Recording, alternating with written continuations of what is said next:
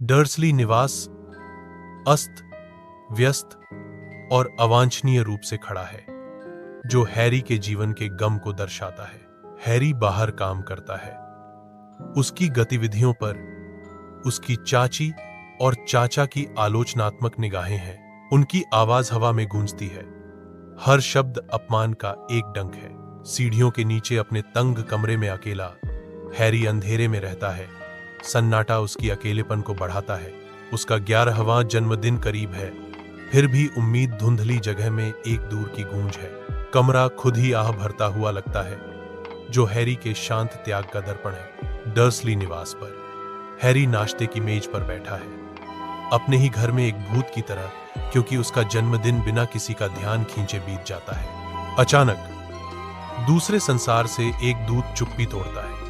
एक उल्लू खिड़की से होकर गुजरता है, जो हैरी को संबोधित एक रहस्यमय पत्र ले जा रहा है। हैरी, उसकी आंखें अविश्वास से चौड़ी, उत्सुकता से पत्र को फाड़ता है। एक रहस्योद्घाटन जो उसके जीवन को हमेशा के लिए बदलने वाला है, क्योंकि कथावाचक कहता है। हैरी उत्सुकता से पत्र खोलता है और पता चलता है कि वह एक जादूगर है और उसे हॉगवर्ट्स में अध्ययन करने के लिए आमंत्रित किया गया है। महान हॉल तैरती हुई मोमबत्तियों से जगमगाता है, जो प्रत्याशा से गूंज रहा है। हैरी सहित छात्र घबराए हुए हैं। प्रोफेसर मैकगोनागल पुराने पैबंद लगे सॉर्टिंग हैट को प्रस्तुत करती है, छटाई टोपी गाती है। हैरी, रॉन और हरमाइन ग्रिफिंडोर कॉमन रूम में इकट्ठा होते हैं। हवा युवा, ऊर्जा और नई दोस्ती के वादे से भरी हुई है। हरमाइन जोर देती है, जादू केवल शब्द नहीं है हैरी, यह अभ्यास और एकाग्रता है। रॉन मुस्कुराहट के साथ हस्तक्षेप करता है, और शायद थोड़ी किस्मत। हैरी सफेद पोरों के साथ झाड़ू पर बैठता है।